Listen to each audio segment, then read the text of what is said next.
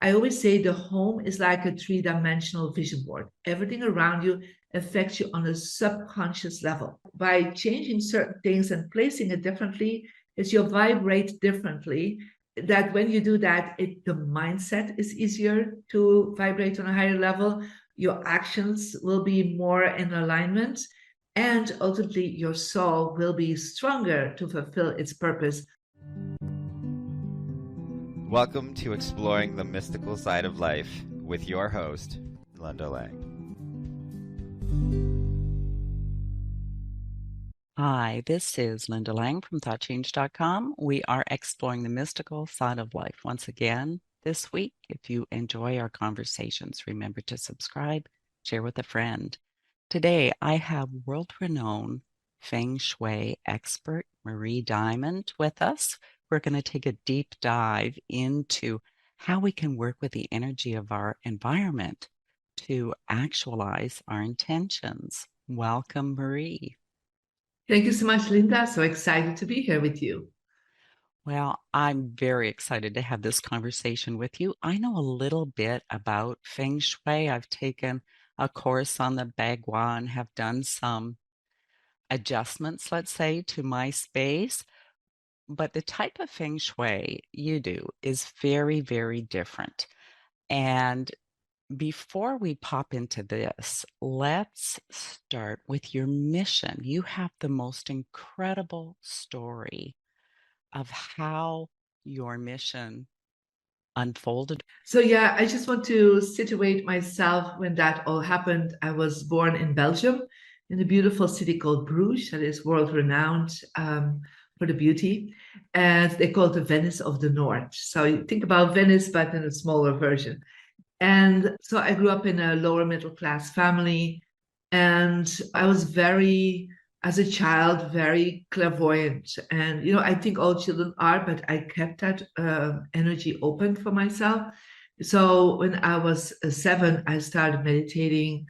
I connected with my spiritual master when I was 7. And I already was very focused on doing good for the world, being good and doing good, as I say that. And, I attracted some interesting, good things in my life, but there was also a whole other part of my life where I had a very abusive, emotional and physical father. And so, I was probably around 15 at the end of my wit already. I was like giving up, I would say. And I was closing down also that spiritual connection as a teenager. It felt that life didn't look great for me at that point. Let's put it this way. I was bullied at school. I was very lonely, had no friends. So the only thing that kept me going was my meditation. Yeah. And then at 15, I had a major accident. And in that accident, I was run over by a truck. And I actually died. So I was declared dead on the scene of the accident. And thank God, one of my school teachers that passed by, because I came from school at that point, she ran to my mom, who was just literally a few hundred meters away because it was very close to home. So my mom came to the scene of the accident and started yelling to ask the ambulance guys to keep reviving me, because they had given up already. It's already like 30 minutes has passed. And I was like, at that moment, I was hovering over my body. So I remember seeing my mom and saying, like, what is she doing here in this ambulance? Because I know she was not with me. And I saw this beautiful, ambulance man, and he looked so great. I mean, he had blonde hair, curly hair, blue eyes. And my 15-year-old self, even in spirit, was very like, oh, he's so cute. So later on, I was able to describe that to my mom, and she was like, oh, that really all happened, all the things that I saw. But I actually left. I left completely. I left the ambulance. I went to all kinds of dimensions, and I went totally to the light. So I had gone to the light, literally. And there was like I would say, a council of beings of light. And they all told me that there was this voice in my head: you need to go back. You're here to enlighten more than 500 million people. And so I had no idea what that meant, of course. At that moment, you just hear the message. And 3 days later, I came back out of coma and I was alive with that message. And that is how my mission in life started. Now, at that moment, I had no idea what that meant, enlightenment. You know, I was Catholic, Christian. Nobody talks about enlightenment. And that is when I reconnect with my spiritual master and asked him, what did I do wrong to attract this? And this is for the first time that I heard. And he said, well, you have bad feng shui, Marie. And I was like, I had no idea what that meant, started researching it in the local libraries. Of course, there was no book on feng shui at that time. I'm speaking about 45 years ago. And so, interesting enough, this is how my journey started on feng shui. 15 years old, and you get the message that you're going to impact 500 million people. Weren't you intimidated a little bit by that, Marie? Well, I wasn't so intimidated. I just did not know the how, right? So for me, it was like, what does that mean, right? And so I thought like, well, if I ask every day in my prayers, and I still do till today, every morning I ask, universe, God, I'm here to enlighten more than 500 million people. Show me how.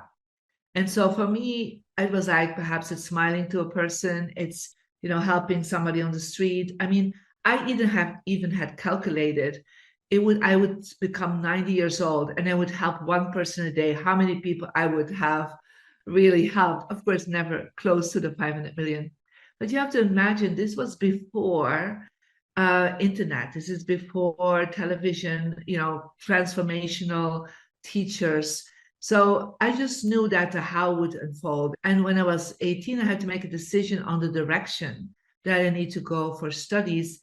And so I made the decision to become a lawyer because I wanted to become a diplomat.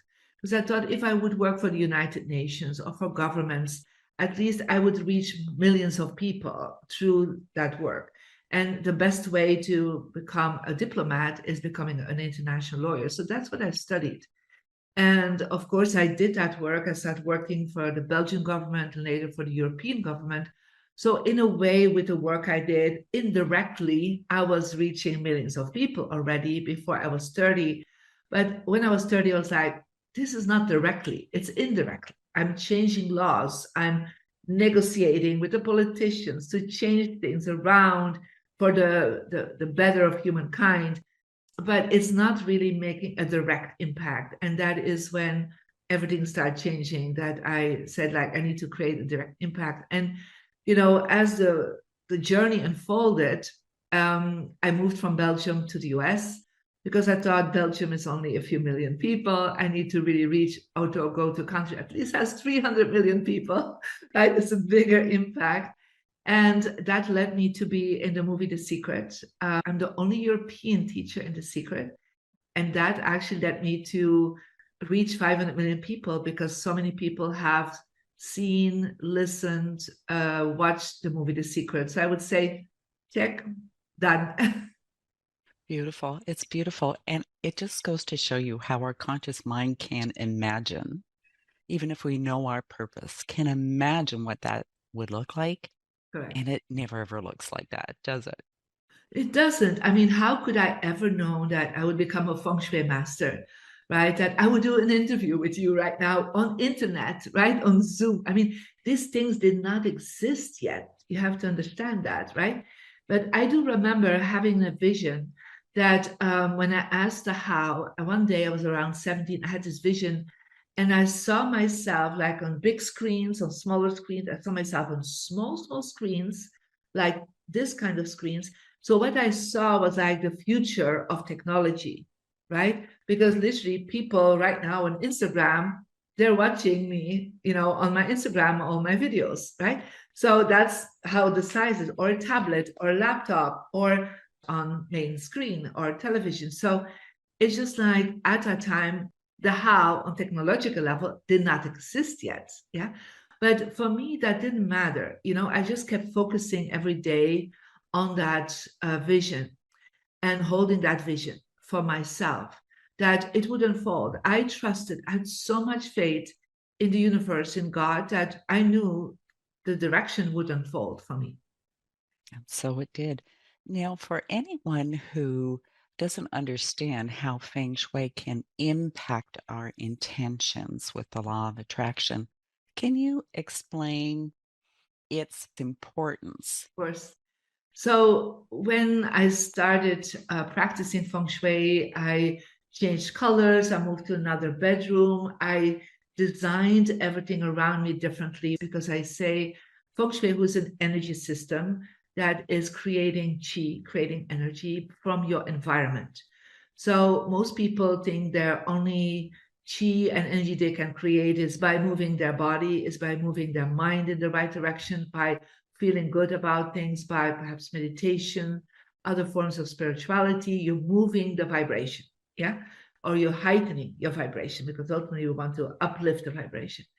And so for me, I already had done all that. Yeah. So I already practiced all this since I was 7, very intensely every day. But what I got is that it was my environment that was the missing link. And so when later on I studied with my grandmaster in Malaysia, and I asked him, how it really works. He said to connecting with the quantum field, there are 3 ways into the quantum field. He said the first one is we come actually from that quantum field and manifest ourselves, our soul takes on a body, a vessel, to manifest, our purpose. And that is, he said, what we call the spiritual entrance to the quantum field. And we can tap into that through meditation, through prayer, through rituals. We can tap into that every day to raise that vibration. And he said the second part is we can tap into that quantum field with our human experience. And that is through our mindset, to have the right thoughts, the right frequency of thoughts, to work with the right frequencies of feelings, gratitude, for example, love, and also to take the right actions aligned with your purpose, aligned with your thinking and your feeling. He said, but all that is not enough. They all stand for 33% of the equation. The last part is your environment. And your environment is really also creating energy. And I think most people know that, but they don't know that you can do something about it. Like they go to a certain place and they're like, oh, I like it here, right? It has a great vibration. And then they go to other places and they feel, oh, it's yucky here, it's heavy. I don't want to stay here. So they feel it, but they don't know there are rules and principles to change that. And that's actually what feng shui, it's an energy system of using the chi of your environment. I would compare it a little bit with acupuncture in the sense that on acupuncture level or tai chi or qigong or yoga, we're creating movement in the body, yeah, and positive vibration in the body. Now, feng shui is like using acupuncture points in your environment because your environment is responsible for that last part of the law of attraction. I always say the home is like a 3-dimensional vision board. Everything around you affects you on a subconscious level. And it's connected with your personal birthday, and that's something we're going deeper into right away, is that by changing certain things and placing it differently, is you vibrate differently and your access to the quantum point opens up. It's the foundation because it's earth connection, that when you do that, the mindset is easier to vibrate on a higher level. Your actions will be more in alignment, and ultimately your soul will be stronger to fulfill its purpose. What happened for me? So, what happens if you live with people that obviously are going to have different birthdays than you? Yeah, so let's start first with you, right, before we go to other people. So the first step is, and so that's all also explained in the book Feng Shui Your Life, my new book that just came out. And what I suggest to people is to download my free app. It's called Marie Diamond. So you go to the app stores and you download it. And there you will be asked to put in your birthday and your birth gender. Because that's the moment of your birth that you create an energy profile and it's connected with your DNA. And so what it does, it creates an energy number, and that number indicates 4 compass directions that are good for you, where the energy is high. The energy is a higher vibration. It's a place where we are easier to get into alpha, theta, and even awakened delta vibrations. So we find these areas, and literally you go and get your compass. So when people download the app, they will get a number like -5, and then they will see a compass, and we call it a diamond compass, and it indicates right away what is your success direction. So I'm a number 5, so my success direction is southwest. So in the places where you spend 3 to 5 hours minimum per day, you need to activate that direction. And so in the book, it tells you how to activate. There's some videos also in the app. And so, for example, I have in my success direction, I have my books, I have my contracts, I have my awards. So I align, it's like an acupuncture point. Yeah. I know yours is northeast. Is that correct? You're number 2? I'm a number 2, correct. Yeah. So you're the teacher, right? So you love teaching, but you also, the teacher also talks about you want to share wisdom. But it's not just wisdom. You want to share the mystical energy of the world. You want to share the higher knowledge of the world. Yeah, that's kind of what you're about. I'm a connector, so I love connecting with people. And in this way, it's also sharing, but that means more like literally working with people, being on stages. So just really, be out there to connect as much and share my knowledge. So the whole point is that you need to activate your directions. So you have a success direction for your career and money, a relationship direction for all your relationships, both romantically, but then you focus in your bedroom. Professionally, you focus where you are working. And in your living room, you focus on family and friends. And so you activate also your health direction if you have health issues. And your wisdom direction is all your spiritual alignment. So Feng Shui is not a religion. It supports any beliefs that you have. So that is how you activate your personally energy. And it's very fast working. I've seen this for now 30 years as a Feng Shui master. I've more than 1 million online students. And I see that people have results within 9 days. Yes, it's very fast working. It's not general as the Bagua mapping was a general system.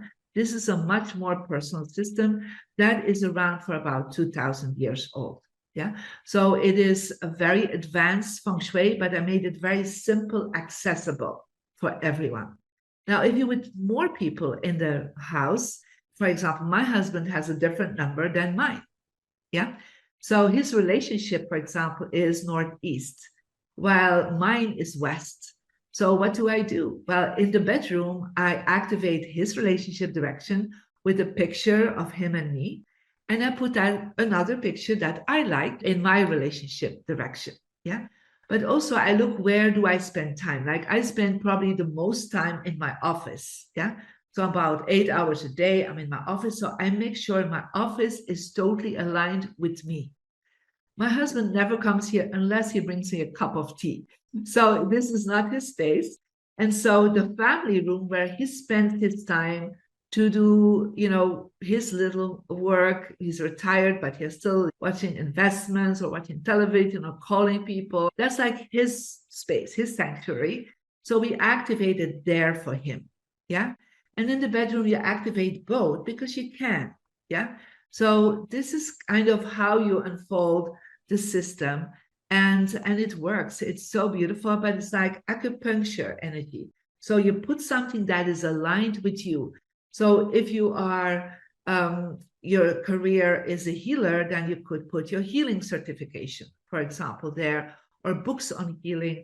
But for example, if you are a coach, you then will say, okay, I want to put something more towards that field. But we always can put books on success, books on money and wealth. I mean, we always have something in our environment that we can start with placing in our good areas. What's the biggest thing that trips us up, Marie?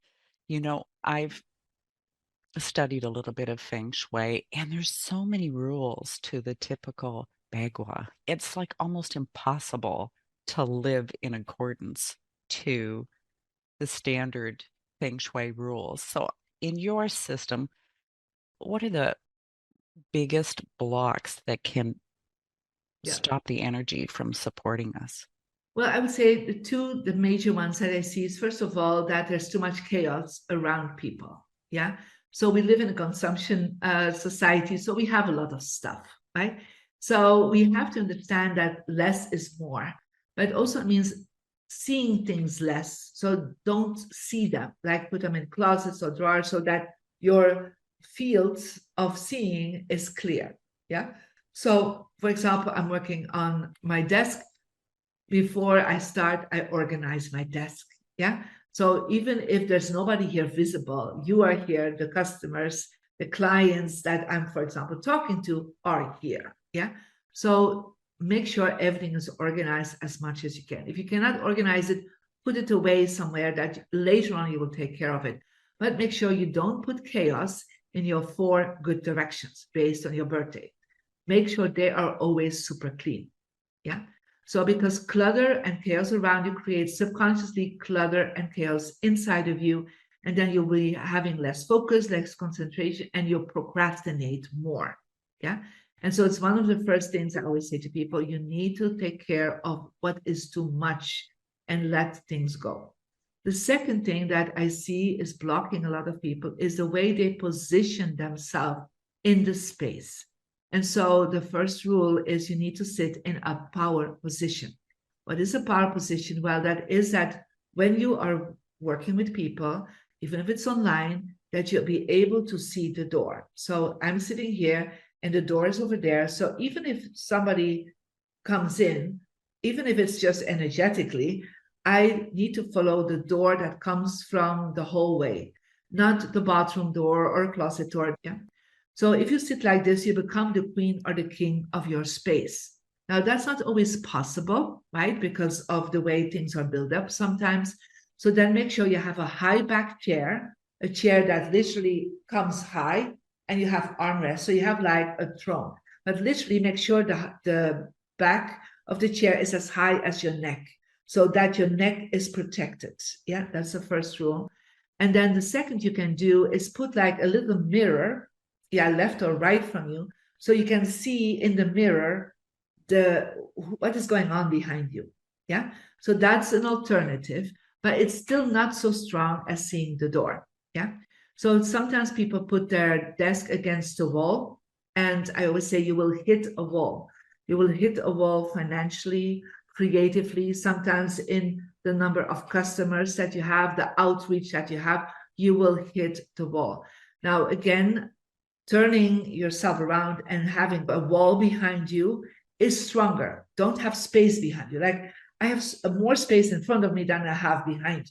Yeah. So that is something we want to do. But sometimes, again, it's not possible because of certain reasons, the smallness of your space and so on.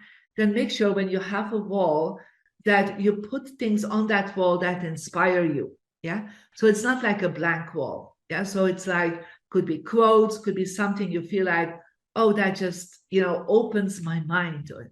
Could be like a mandala, or could be a beautiful art piece that you like. When you look at it, it's like your heart and soul is smiling. So it opens you up. Yeah.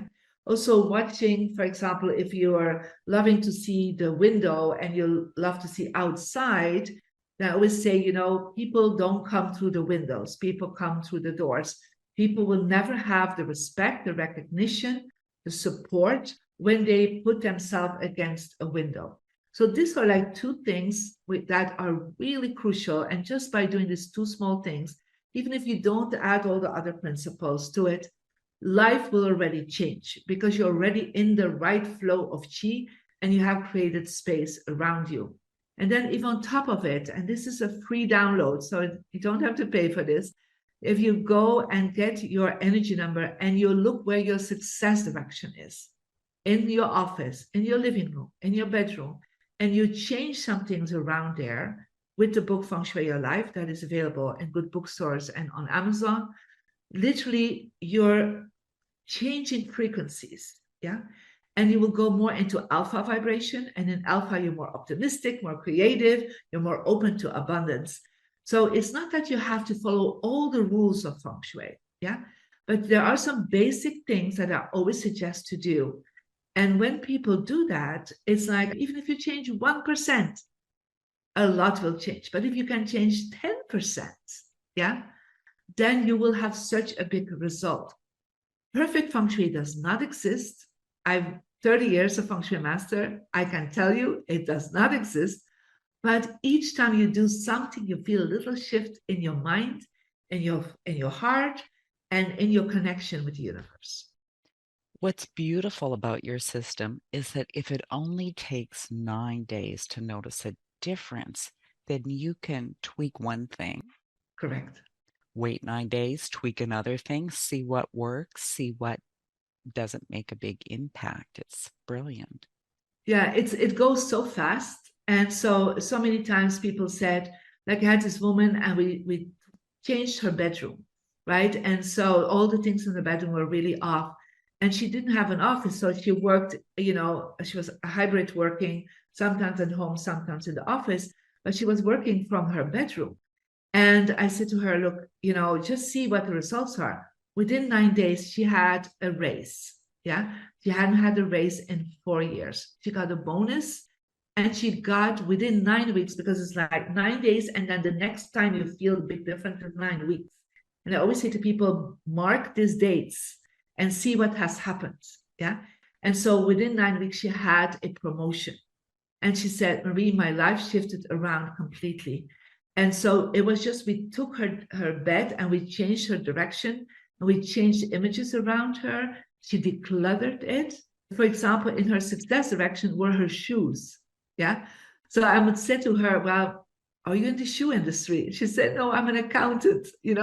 So I said, let's change this out and hang in your success direction, for example, your certification as an accountant. So it's like you are honoring yourself in your own space so that the people around you will start honoring you too. Now, Marie, what would you suggest if one of your 4 power spots in your room is actually the doorway or perhaps the window? Is there anything you can adjust? Well, first of all, if that is where the doorway is, having your door in your good direction always means you have good wind coming in. So that is not a bad thing, right? So what I then suggest to people, we look at 45 degrees. So we always look from the center, from the space, we hold the compass, and you will see the door there's always a little bit place left and right from the door, right? So you can put something there or sometimes put it above. Some people put it even on the door. Yeah, that is fine. Now, when it's a window, sometimes you can hang things in the window or little crystals or a beautiful frame, or you can put a table in front of the window and put some items on it. I mean, I have that also. I have where I need to activate something in front of the window. I put a beautiful table and put like a plant and I put a little things that when I look at it, my heart sings. So you just have to be a little bit creative sometimes. And sometimes you cannot do it in one place. Yeah. So for example, my health direction here in my office, it's kind of hard to work with that area. But I then definitely make sure I activate the health direction in my bedroom. Yeah. So it doesn't all have to be in one space that you activate. That's good. Now, I think sometimes when we live in our space, we become blind to exactly what's there. They say nose blind because you can't necessarily smell the smells, but you can visually become, I guess, used to Yeah. either clutter or maybe specific things in your space that don't hold the kind of energy that you want to Right. Yeah. attract. So yeah, it's one of these things that is so right on. The first step I always ask people, try to open your door and start thinking like, if I would be God, if I would be, I don't know, a being of light, the universe coming in, or if you say like, well, perhaps my idol or somebody that's very important, and they would come in, what would they see? Yeah. So try to go back into your house and look with new eyes, like eyes of awareness. And that's why it's so important to work with a compass so that you look at, oh, that is in my success direction. Is that aligned with what I really want? Yeah. So, for example, I had this man, and he hanged an image up of a sailboat, in his success direction. But when you follow the sailboat at the end of the river, there is actually a waterfall. And I said, have you experienced that projects are coming in because there's flow, but at the end they always, people don't sign with you? And he said, that's exactly what happens. He said, well, subconsciously, that is the image that you have been radiating energetically in that portal of vibration. Yeah. So that is part of what you need to become aware of. And so look at everything that is there. Like, is this still who I am now? So, for example, you have pictures of your children and they're 5 on the picture, but to be honest, now they're 25. So it's like, stay current. Yeah. So every object has a certain meaning. And we looked at objects based on colors, based on form, based on what element it is. There are 5 elements. So water, fire, earth, metal, and wood. And so if we look at these elements, there's certain directions that need more wood, like the south. Yeah, I would put something there as a blossoming plant. It can be fake, it doesn't matter, as long as it feels very blossoming vibration. So there's certain areas that will connect you with certain items, but we also need to become aware, what is the representation? What is the symbolism of that item? Yeah. So like yesterday, somebody in their health direction, they had like 5 elephants.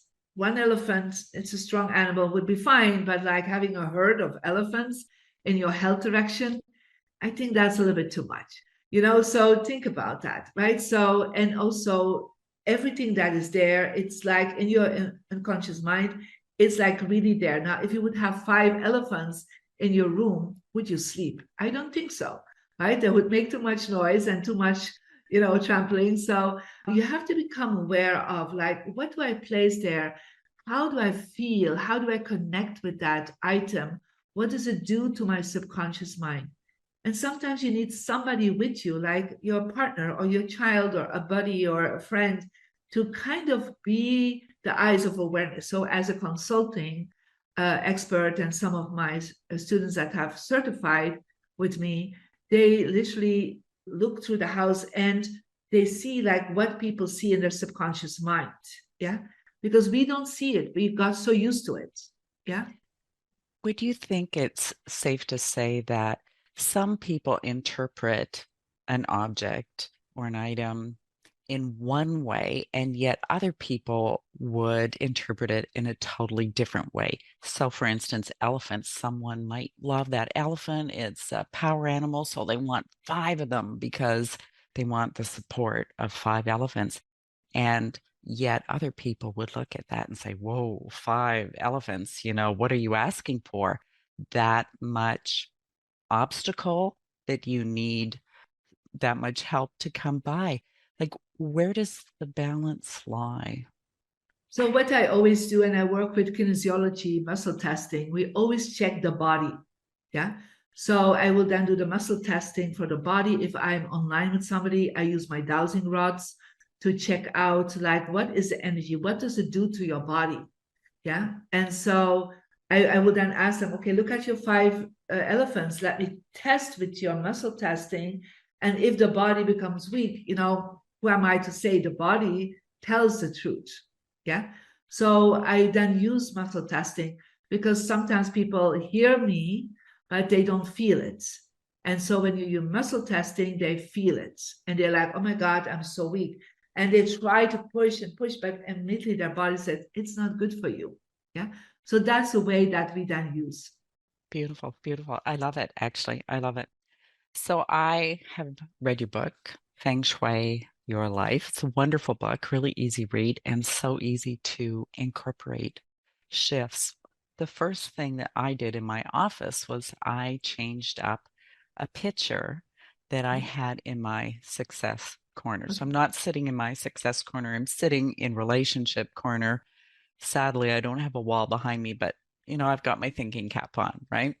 The picture that I had was a signed picture, a print from an artist, and it's a lovely picture. It has a cross with 4 directions in the center, is like a plateau with a big chasm of a river going through it. And I thought, I like the picture, but it's like, oh, I don't know if that's a good thing to have in my success corner. So I've taken it. I currently have a picture from a psychic artist in Australia who drew my angel of abundance. Oh, I And love it's that. beautiful. It's a beautiful That picture. that is very powerful what you did. I get goosebumps just as you're talking about it because it is a total different vibration. First of all, it's something personal, yeah.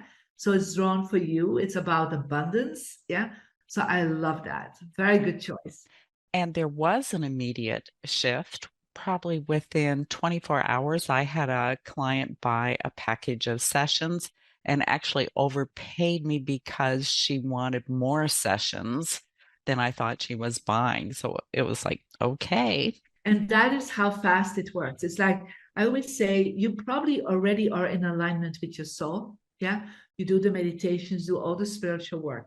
You have the right mindset. But if your home is not ready to receive, is not aligned with that, what happens is it blocks. Yeah. And so what you did a small shift, a small thing. Now that abundance was waiting for you, I would say around the corner, but it didn't come into your house. Yeah. And so the moment you shifted that, it could come in. Lovely, lovely story. Thank you for sharing. Oh, you're welcome. I'm curious if house number or apartment number also has an impact. Well, from a numerology perspective, yes, but in Feng Shui, we don't focus too much on that. But I would say in popular Feng Shui, and I would say in China, they would pay attention to making sure they have an eight in their the number or adding it up to eight because eight is considered the luckiest number because it creates long-term health, long-term wealth, and long-term relationships. Yeah, because it's the infinity symbol. Yeah, so if you can have that, that is great. But it's like more popular feng shui, like in classical feng shui that I'm trained in. We don't focus so much on the numbers. What we're focusing on is making sure you have a good front door degree, and when you move into the house, and that your master bedroom is in a very good location. And we work with numbers. It's a number combination when we use what we call flying stars, and it's based on when you moved in, we do calculations. And there we look where are the numbers. Yeah, and this is numbers through calculations, but that's very advanced feng shui, but it's super accurate. And so when I come in somebody's home and I look at when they moved in, what the degree of the front door is, and where locations are in the house, I can tell really the story of what is unfolding in that space. Amazing, amazing. Well, I look forward to making some more adjustments in my home, one at a time, though, because I like that 9 day It's to also be. when you're sensitive, and Linda, you're a very sensitive person, you need to take your time. Yeah.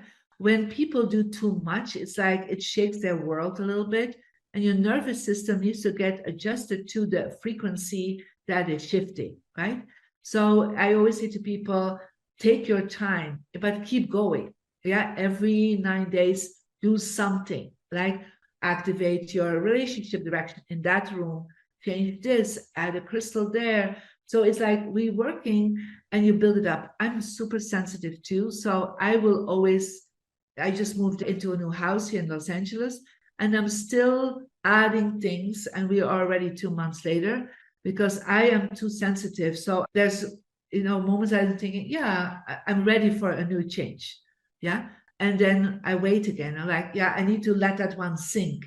Yeah. I need to integrate that change. Exactly. Integration time. I think that's perfect. I do the same thing actually with energy work, with Yeah, healing work, because your system does need a little bit of time to adjust to the changes that you're making, right? correct. Yeah. Beautiful, beautiful. I totally enjoyed our conversation, Marie. Thank you, Linda. Where can we send people if they'd like to know more? Well, first of all, they can go to mariediamond.com and there they have access. There's a podcast, the YouTube channel, the Instagram gives amazing videos, Marie Diamond Official. Get the book, Feng Shui Your Life. Yeah, this is out also on Audible. You can listen to it. And then definitely get your free Mary Diamond app, because that will be your start of joining this beautiful diamond journey. I must say that app is very handy because it pinpoints exactly where, in whatever room that you're in, where your corners are. I'm so happy to hear that. Beautiful. Thank you for being my guest, Marie. Thank you so much, Linda. And thank you for all the great work you do in the world.